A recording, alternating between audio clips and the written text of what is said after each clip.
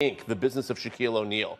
And so I just recently interviewed him, and I actually asked him about Caitlin Clark, and he had an interesting take on it, which he said the tension in the league right now is not racially motivated tension, it's not political tension, it's a rite of passage that she is going to be the face of the league, but the existing veteran players are not going to let her until she basically goes through this on-the-court hazing ritual. And the real shock is not that this game got heated. It is what happened after the whistle. One brutal collision involving Sophie Cunningham and DJ Carrington suddenly turned the WNBA into a courtroom. Shaq O'Neal weighed in, and Caitlin Clark somehow ended up at the center of the storm. But here's where the story gets wild. Was this simply basketball getting physical, or did the officials make a decision that could change the entire conversation? And once you see what happened next, you'll understand why everyone started asking questions. Take a walk with me. There is craziness going on in the WNBA. DJ Carrington tweeted out white privilege from the locker room of a game that she was playing in. Get this. She fouls Sophie Cunningham hard. Sophie Cunningham, obviously a white person, fouls her hard. Flagrant 2, gets ejected, goes to the locker room and tweets out white privilege in the middle of the game. Now here's the kicker to me. A flagrant 2 has to be contact that can lead to an injury that looks excessive. DJ, it was about as excessive as possible. If there was any evidence of there being white privilege, this was not it. What the heck? The game had already turned physical, but then DJ Carrington took things to a completely different level. Sophie Cunningham was making her way through the play when Carrington caught her with a collision that immediately had everybody in the building reacting. And so I don't oppose the hard foul, but I also don't think that she intentionally went for the net. Stephanie White, we shouldn't be surprised. This is somebody who has come out and admitted publicly that she's uneducated on the difference between male and female. She's uneducated on. So are we really surprised that this is Stephanie White's thought process here? I've been saying Stephanie needs to be fired for over a year. The reason she never defends Caitlin is because she agrees with the rough play. In fact, she taught Dejanay and AT how to play this way. To many viewers watching the replay, it looked far more serious than an ordinary basketball play, with the contact around Cunningham's upper body, making the moment especially jarring. And somehow the hit itself was only the beginning, because while fans were waiting to see whether Cunningham's own team would immediately rally around her, another part of the story started raising eyebrows. That Caitlin put a little extra sauce on the forearm when she ran into that official. Did the league get this right, rescinding the technical foul? Can we see it again? Team crew in the control room, can I see it again? Because you all watched this in real time. Yeah. You all watched this happen in real time. I was surprised that a technical foul was called. It because for that action being minimal, like a brush, this is what should have happened and the right thing happened. What? What is all I'm saying is I have flashbacks to college when my teammate bumped into a coach like this and it was a problem. Where your teammate did what? Bumped into one of our coaches this way and it was a problem. But I think when we analyze it, if Caitlin didn't say anything, it is marginal. Well, Stephanie White did not exactly storm onto the court in the kind of dramatic show of support people might have expected. And suddenly the conversation shifted from what happened between the players to how the team handled what happened afterward. Going to be the next target. I've been telling you guys for weeks, Sophie would take the role of Caitlin Clark as public enemy number 1 in the WNBA dump. And yesterday was the first attack. You know, I wasn't able to predict this because I'm some brilliant scholar or philosopher. This prediction was not delivered to me in a dream or a vision that came from the dearly departed. But Carrington's reaction made the situation even more fascinating. Instead of looking like someone who had just committed an obvious flagrant foul, Carrington appeared to have a very different interpretation of the entire incident. Her comments afterward only added fuel to the fire, because the way she discussed the play made some fans wonder whether she genuinely believed the contact was just part of normal basketball. And that is where this story gets interesting, because if the collision was already controversial, the explanation afterward turned it into something much bigger. Fans were no longer debating just one foul. They were debating intent, accountability, officiating, and whether certain players are treated differently when the temperature of a WNBA game suddenly goes through the roof. And then if DJ Carrington was ejected from the game, from that point on, everything escalated. Sophie Cunningham had already taken the brunt of the contact and hit the floor hard, and she immediately got up and moved toward Carrington before teammates and Fever security stepped in to separate them. Carrington then made her way toward the tunnel as the crowd reaction only intensified the moment. Successfully, right? Trying to get a block over the top. It was a very hard foul. DiJonai has made this play successfully so many times throughout her career. No matter what team she has played on, we have seen DiJonai make transition blocks. Right. So to me, I understand it was called a flagrant 2. I wouldn't have been mad if it was called a flagrant 1 because I do think she was making a basketball play. But the most explosive part of the night didn't happen in the arena at all. It happened online. Only minutes after the ejection, Carrington posted the words white privilege and tagged the Indiana Fever. The transcript places the post roughly 8 minutes after the foul, while the game was still ongoing.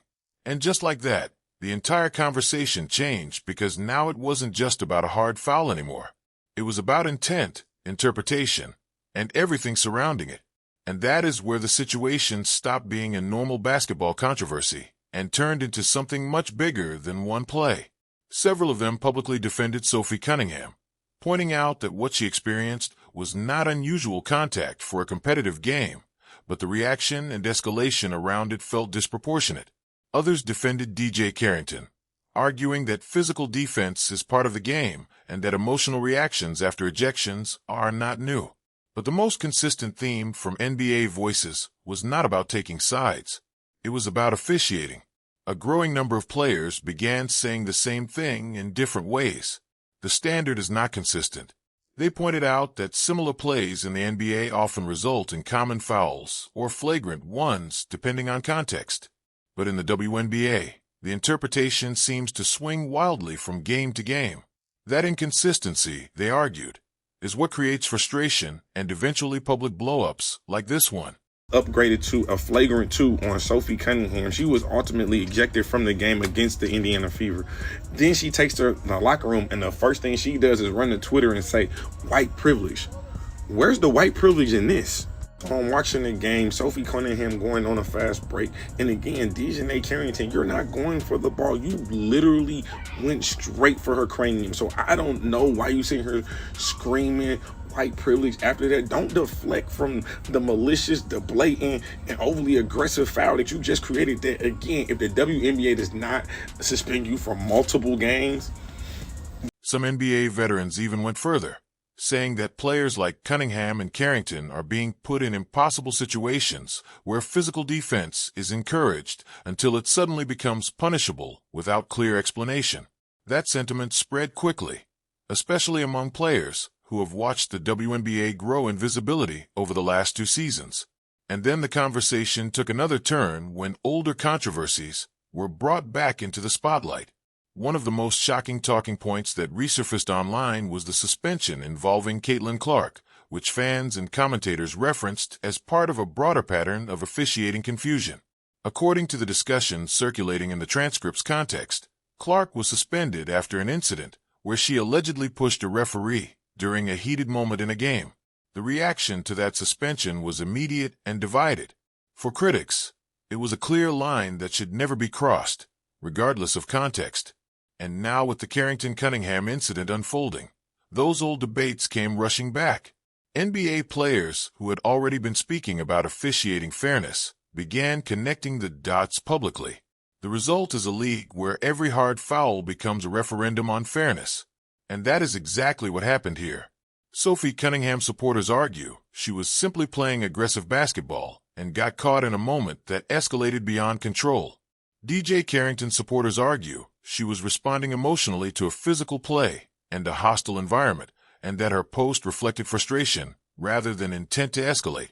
But NBA voices stepping into the conversation changed the tone again, because when players who have spent years dealing with playoff-level physicality start saying this doesn't look consistent, people listen differently.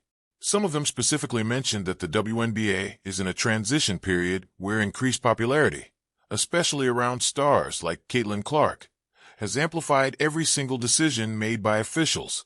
That spotlight, they argue, is exposing flaws that were always there but never scrutinized at this level. And that is where the outrage is coming from now.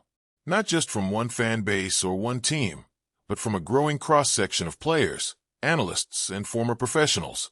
And Cunningham's involvement ties it all together because she sits at the center of the most recent flashpoint.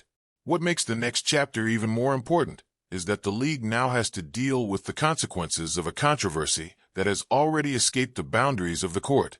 The officials made their ruling during the game, but once social media entered the picture, the WNBA was no longer dealing with the simple officiating decision. It was dealing with competing interpretations of intent, fairness, identity, and accountability, all of which can become much harder to control once millions of fans have chosen their side. That is where the league faces its biggest challenge, because consistency cannot simply mean making the same call after something goes wrong. It means establishing a standard that players, coaches, and fans can understand before the next controversial play happens. If a particular type of contact is going to result in an ejection, players need to know why.